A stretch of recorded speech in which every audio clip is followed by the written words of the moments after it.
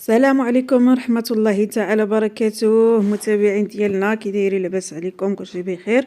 كنتمنى ان شاء الله تكونوا بخير وعلى خير وانتم كتشاهدوا هذا الفيديو.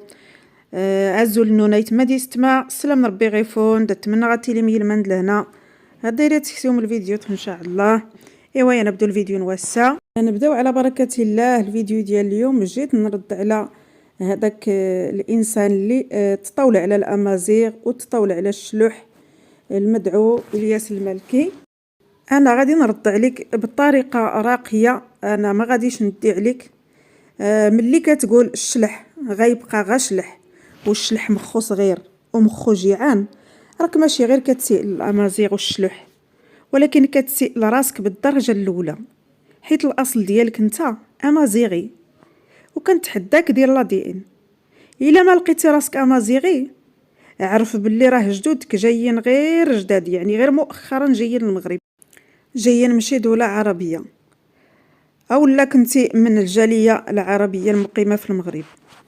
وهذا الشيء راه ما يمكنش تنكرو او تهرب منه. اللي خاصك تعرفوه هو ان الامازيغ عندهم تاريخ طويل وجذور عميقة في هذه الارض، وكل منطقة في المغرب شاهدة على المساهمات الكبيرة ديال الامازيغ. وإلا بغيتي نزيدك، هاد الشيء اللي قلتيه ان الامازيغ او الشلوح كيف ما كتسميهم انت راه هما اللي واقفين على اقتصاد البلاد، وهما اللي كيبنيوها، وهما اللي حاضرين في جميع المجالات، من الفلاحة ومن الصناعة ومن التجارة ومن البناء. ديما كتلقاهم خدامين بعرق كتافهم وصابرين، ومعروفين بالنية والصفا والطيبة والتسامح، معروفين بالتعايش والأخلاق والاحترام للآخر. الناس اللي كاينين في الجبال واللي كيواجهوا قساوة الطبيعة وصعوبة الحياة هما اللي فعلا هازين البلاد، وهما اللي معمرين الأسواق باش تلقى ما تاكل، وخدامين بلا ملل وبلا كلال، وهما اللي خدامين في المخابز، وهما اللي مدورين التجارة بالمعنى الصحيح، هما موالين الحوانت ونفتخروا بيهم. خدامين في الفلاحة ونفتخروا بيهم، وفي البني ونفتخروا بيهم. دايرين مقاولات صغرى ومقاولات كبرى وكنفتخروا بيهم. ونزيدك، العرب اللي بغيتي تلصقهم لصقه ما كيشرفهمش اصلا انك تنتمي ليهم، لانهم قالوا عليك مستعرب وماشي عربي، وكيعرفوا مزيان قيمه الاصل، كيعرفوا مزيان القيمه ديال الاصل، وكيقدروا الناس اللي كيفتخروا بهويتهم. كيف ما كانت راه احترام النفس كيبدا من احترام الاصل والجذور، وحنا الامازيغ عندنا كرامه واعتزاز بالهويه وحب لبلادنا، واللي كينكر اصله ما كيقدرش يكون عنده قيمه حقيقيه عند الناس اللي عارفين معنى الاصاله.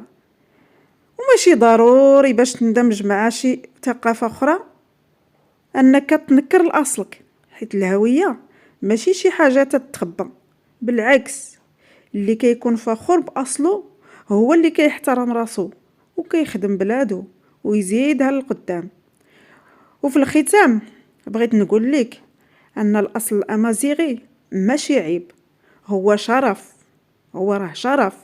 اللي كيبغي يكون عنده قيمه عند الناس خاصو هو اصلا يفتخر باصله وبالجذور ديالو، حيت الناس اللي خدموا هاد البلاد وبناوها واللي عاطينها من وقتهم وجهدهم هما اللي كيستاهلوا كل الاحترام والتقدير، وكيخليو اسمهم مكتوب في التاريخ ديال هاد البلاد.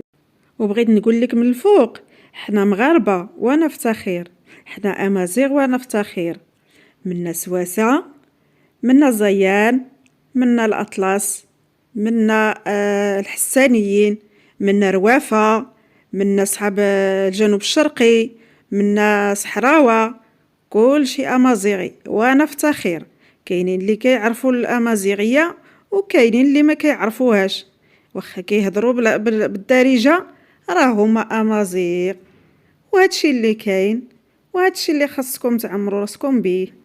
وصلنا للنهايه ديال الفيديو، خليتكم على خير وبخير، والى اللقاء في الفيديو الجاي ان شاء الله. السلام عليكم ورحمه الله تعالى وبركاته.